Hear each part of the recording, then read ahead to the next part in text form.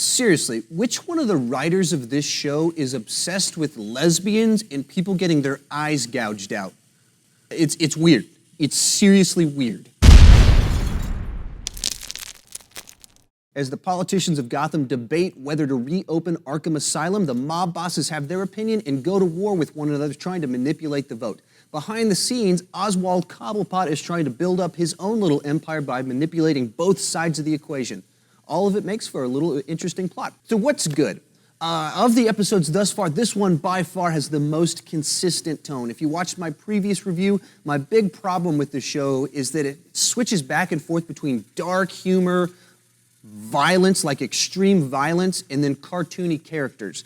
This episode seemed to have the best balance of that. You start to get a vibe of what they were trying to do before. They accomplish it much better in this episode. It has like a hyper-real, live-action cartoon feel to it.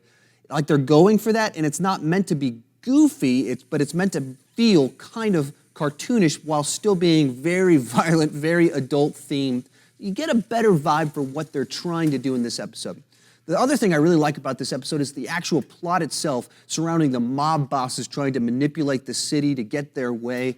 I think that's really probably the best element of this show right now is the behind-the-scenes mob wars going on. Third thing is you see the Penguin's plan to take over the city starting to take effect, and it makes him a lot more interesting when he's not just this side character with this, you're just seeing him like, what? He's outside the city in a trailer park kidnapping people, huh? Like, you see what he's trying to do to get where he wants to go. On the bad side, for a show that's a crime procedural, the actual police work on this show is one of the least interesting things. It's like they just get a tip. I think this person might be involved. Let's go check it out. And they are involved. It's not police work. It's just not really hints, clues. It really falls kind of flat. On the ugly side, seriously, what's the deal with lesbians in this show? Will Smith's wife is auditioning new singers, and after they sing and show they can sing, she's like, now seduce me.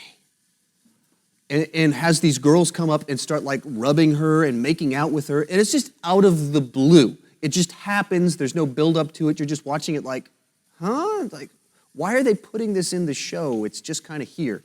On the subject, they also have this subplot involving Barbara Keene, future Barbara Gordon, and she apparently used to have a girlfriend who happens to be Montoya, and so it's this weird subplot that was just out of the blue and you're watching the show and you're like, oh, that's where they're going with this? And it doesn't make any sense. Speaking of Barbara, she is insufferable. Every scene that she's on in the show, it's just like, why did you cast this girl? She looks like a Victoria's Secret model. And you're watching it and you're like, why is she with Gordon? She looks like a Victoria's Secret model. Well, besides that, the character doesn't, like, they don't match, they don't fit together, their personalities clash. He's this gritty, no-nonsense guy, and she's a drama queen. Like, that's her character. She provides unnecessary drama, and she's nervous about him, and she's questioning about stuff, and she keeps being like, I can't trust you, and I can't trust you. And it's because he's a police officer doing police officer things, and she's skeptical of him because her former lesbian lover is like feeding her half-truths, but she's not directly confronting him about it.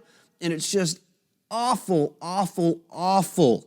And she has been lying to him both about the fact that she dated Montoya and that Montoya's been coming to her saying stuff to him, but she's skeptical of him about stuff, accusing him of being a liar, and he's not even lying to her. He's just doing his job and not telling her what's going on because he's a police officer and he can't share that stuff.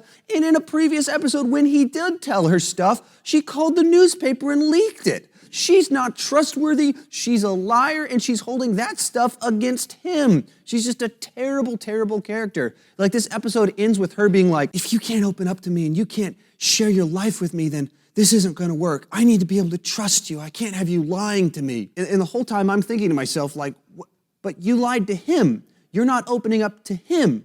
You're not being trustworthy when he opens up to you, so why would he open up to you? You're not reliable. You're not trustworthy. I mean, I don't get it at all. I mean, there's no reason these two people are together. She looks like a Victoria's Secret model.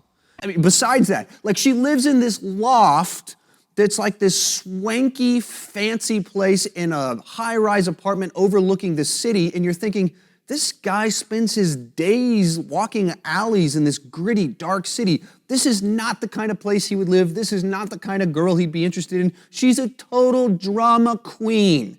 And so it's just, they have got to fix this character because clearly she's not going anywhere. They're going to get married and have a kid. And if they continue her down this path, it just makes no sense. Why would this no-nonsense cop be in this only nonsense relationship? It's driving me bananas. So anyway, if I got to give this episode a rating, I'm going to say that this is an episode where I have no big complaints. As for the show itself, I have big complaints about this character and other things. But this episode itself, I've got no big complaints. I enjoyed it. It's the best episode yet.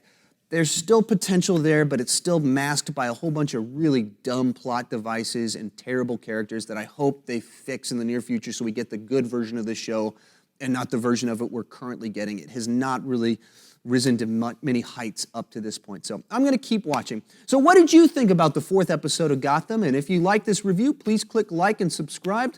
Comment below and let me know what you think about it. Thanks for watching.